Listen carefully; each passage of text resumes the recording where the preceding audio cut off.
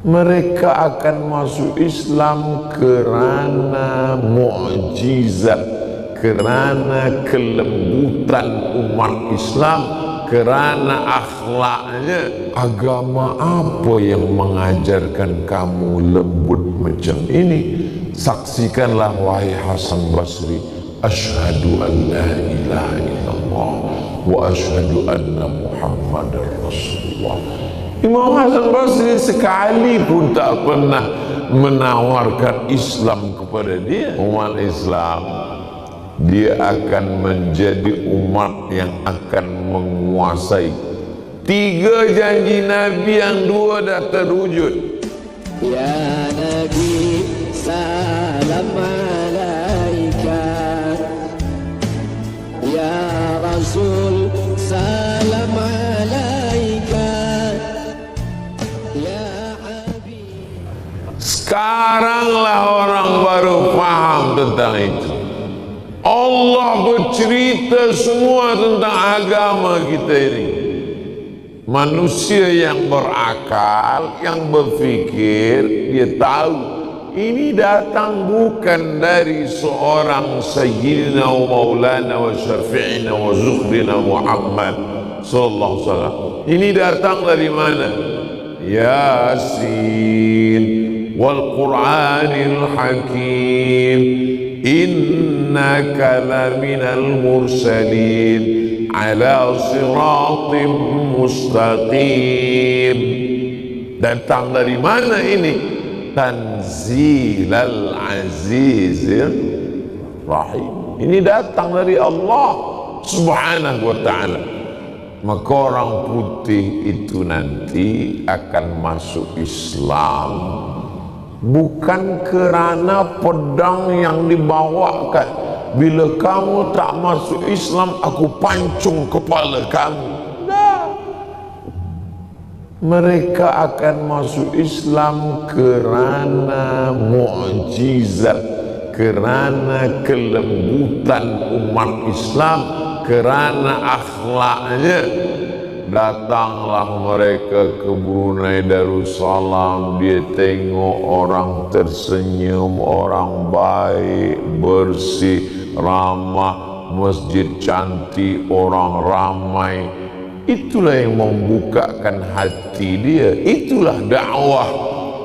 Dakwah bukan tazkirah, bukan ceramah, tapi tazkirah satu bagian daripada wasilah dakwah. Ada seorang ulama namanya Al-Imam Al-Hasan Al-Basri. Imam Al-Hasan Al-Basri ini punya jiran. Jiran dia ini tak Islam. Rumah di tepi bukit. Rumah Imam Al-Hasan Al-Basri di bawah, rumah jiran dia di atas. Suatu hari Imam Al-Hasan Al-Basri sakit. Jiran dia turun ke rumah melawat, menjenguk. Assalamualaikum. Waalaikumsalam warahmatullahi wabarakatuh. Mana Imam Al-Hasan Al-Basri? Dia di bilik. Oh, dia tak ada tempat depan rumah, tak, dia dalam bilik. Dia pun masuklah jiran dia ni ke dalam bilik. Dia tengok Imam Al-Hasan Al-Basri di atas katil. Di sudut bilik itu ada, dia tengok mangkuk bejana menampung air dari atas. Air menetes.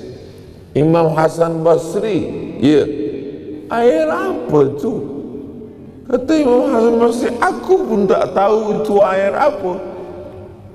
Sudah lama menetes dari atas atap. Sudah lama. Imam Hasan Basri, itu toilet aku. Tentu dia tahu itu rumah dia. Rumah saya di atas itu toilet. Bocor. Berapa lama dah kamu menahankan air ini? Kata Imam Al-Hasan Basri, Ishruna sana, 20 tahun. Kata dia, agama apa yang mengajarkan kamu lembut macam ini? Saksikanlah wahai Hasan Basri, asyhadu an la ilaha illallah wa asyhadu anna Muhammadar Rasulullah. Imam Hasan Basri sekali pun tak pernah menawarkan Islam kepada dia. Tapi kenapa terbuka pintu hidayah? Kerana kelembutan akhlak, kerana kebaikan-kebaikan. Makanya ada ulama menulis kitab Al-Islam Mahjubun bil Muslimin. Islam ini produk yang hebat, tapi dia terdinding, terhijab sebab perbuatan orang Islam. Banyak orang putih itu sebenarnya dia dah baca-baca di internet, dia baca website, dia dengar di YouTube. Islam ni nampaknya the best lah. Tapi manakala dia jumpa dengan orang Islam, tak jadilah masuk Islam. Dia masuk kebetulan, dia masuk ke masjid bulan puasa pukul 1 siang. Dia tengok banyaklah korban serangan Rusia ke Ukraina, terlentang. Lalu orang putih berfikir, inilah agama yang mengajarkan malas tidur. Manakala dijagakan, kenapa kamu tidur siang Ramadan? Hafaz pula di hadisnya, naumus shaim huwal ibadah. Tidurnya orang puasa adalah ibadah. Hadis lain tak ada hafaz, hadis tu hafaz. Umat Islam, dia akan menjadi umat yang akan menguasai 3 janji Nabi yang 2 dah terwujud. Kamu akan menguasai Yaman, Yaman sudah. Kamu akan menguasai Syam, Syam itu 4 negara: Suriah, Lebanon, Jordan, Palestin. InsyaAllah Allah akan bebaskan Palestin. Setiap kunut subuh di Brunei Darussalam, Allahumma ansur ikhwanana al-mujahidina fi Palestin. Khatib Jumat, Allahumma ansur ikhwanana al-mujahidin al-mustad'afina fi Palestin. Kalau tak sanggup berjihad, maka paling sikit doa. Alhamdulillah, khatibnya mendoakan, jamaahnya di bawah ada setengah mengaminkan, satu lagi. Awak tadi waktu khatib berdoa tak aminkan? Saya ke Palestin berjihad melawan Israel. Mimpi saya pun mimpi Palestin. Begitulah orang Islam. Ada satu lagi yang belum. Apa yang belum? La taftahurnal Konstantinia, Konstantinopel. Sudah Ustaz Abdul Somad, Konstantinopel kita sudah rebut. Muhammad Al-Fatih ditulis di masjid Hagia Sophia, di pintu tulis la taftahunnal Konstantinia, kamu akan membebaskan Konstantinopel. wala ni'mal amiru amiruha, sebaik-baik panglima perangnya dia namanya sama dengan nama aku Muhammad Al-Fatih, sang pembebas.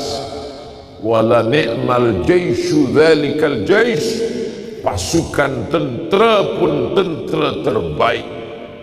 Berapa umur Muhammad Al-Fatih waktu merebut Konstantinopel?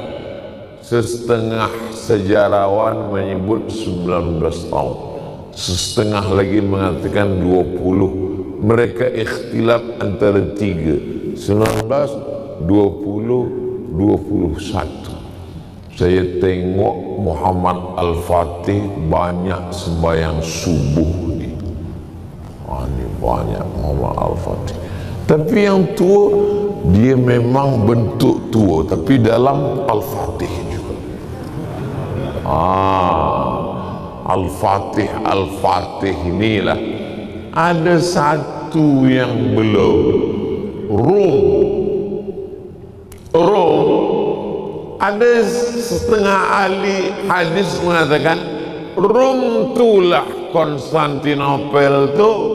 Ada yang mengatakan Rom itu adalah Damaskus, Syam. Tapi sebenarnya Rom itu adalah Europe. Umat Islam akhir zaman akan menguasai Europe dengan syahadat. Maka ada seorang Yahudi bernama Bernard Lewis, bukan Islam, Yahudi, nama dia Bernard Lewis. Kata Bernard Lewis, saya baca tulisan dia manakala saya belajar di Maghribi. Saya masuk ke Libri, saya tengok ada tulisan Bernard Lewis mengatakan umat Islam akan mengumandangkan azan di Europe sebelum 2050. Analisa dia, umat Islam yang datang dari Turki ramai-ramai ke Jerman, lebih dari 2 juta orang. Umat Islam yang datang dari India, Pakistan, Bangladesh mengisi UK, British, London. Umat Islam yang datang dari Maghribi, Tunisia, Aljazair mengisi Spain, Portugis. Umat Islam merata-rata umat Islam, bukan dengan perang tapi dengan dakwah yang luar biasa. Sebaliknya pula mereka akan pupus, akan musnah, akan punah, bukan dengan perang tapi sebab apa? Sebab tidak mahu punya anak. Dan itu saya bukan baca, saya jumpa langsung. Kebetulan saya sedang bagi tazkirah.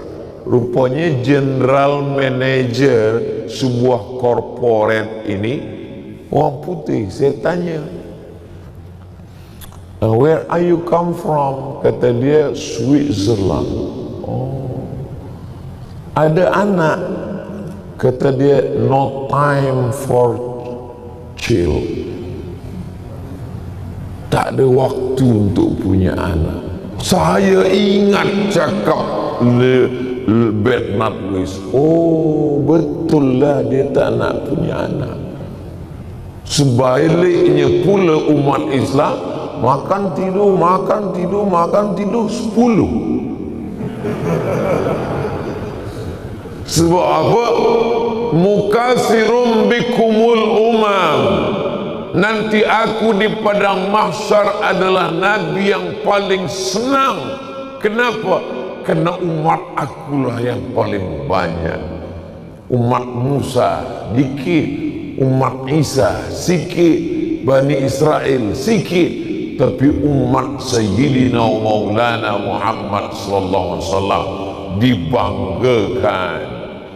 Ustaz Abdul Somad ni bagi tazkirah aja, anak dia pun 2.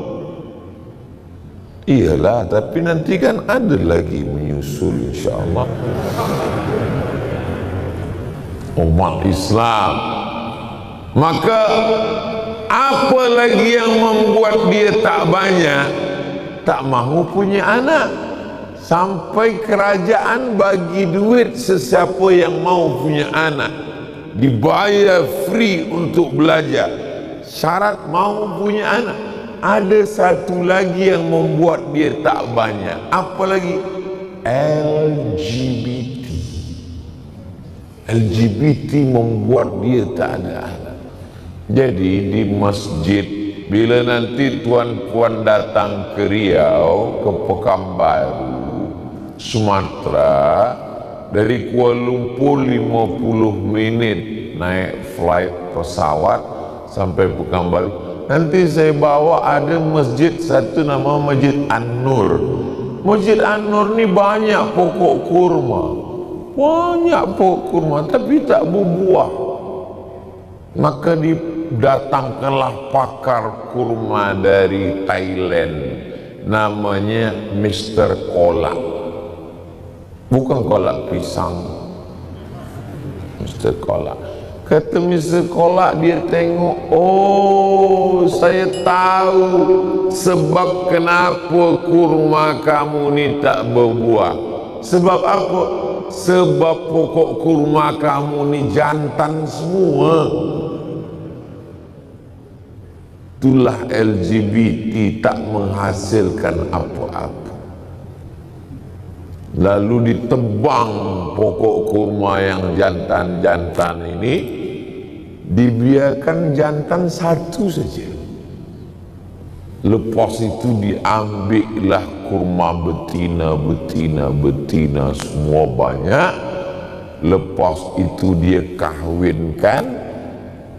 Arsalna riyaha lawaqih, kami kirimkan angin untuk menghembus kencang, lalu bunga jantan membuahi bunga betina. Zaman dulu macam itu. Tapi rupanya zaman sekarang angin kurang kencang, maka mesti ada pertolongan manusia. Diambil bunga jantan, pukulkan ke bunga betina. Macam itu. Jadi sesiapa yang belum menikah kena tak dihembus angin, memang mesti kita pukulkan sikit, barulah dia menikah. Lalu kemudian lepas itu berbuahlah kurma-kurma yang betina tadi berbuah. Lalu kemudian setelah berbuah, saya pun dapat jemputan. Ustaz Abdul Somad, boleh esok datang ke masjid? Apa program kita? Kita akan panen pertama, dan pemotongan pertama akan dipotong oleh Al-Mukarram Ustaz Abdul Somad. Sayalah yang memotong. Ini menunjukkan bahwa LGBT adalah azab yang dikirimkan Allah Subhanahu wa ta'ala untuk mereka, supaya mereka tidak ada keturunan. Maka kita umat Islam jangan ambil itu, sebab itu adalah penyakit akhir zaman. Akhir zaman ini luar biasa.